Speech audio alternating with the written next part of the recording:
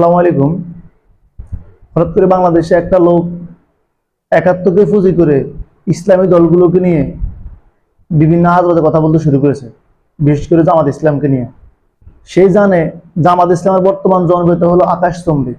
এদেশে হত দরিদ্র লাঞ্ছিত আর অবহেলিত মানুষগুলো চাচ্ছে জামাত বাংলাদেশের ক্ষমতা দখল করুক, তাদের জন্য কিছু করুক। তার 54 বছর মানুষ করতে পারে নাই, জামাত ইসলাম করবে, এটা দেশের মানুষের আশা। সেই জানে গত 54 বছরে স্বাধীনতার নামে এই দেশে মানুষকে অনেক শোষণ করা হয়েছিল। যদি জামাত ক্ষমতাতে আসে তাহলে দেশের মানুষ সত্যিকারের স্বাধীনতা পাবে।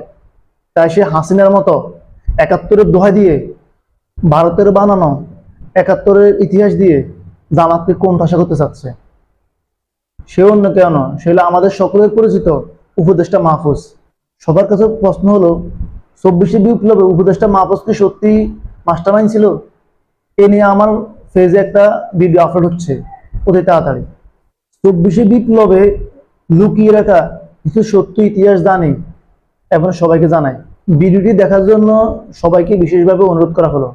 ধন্যবাদ।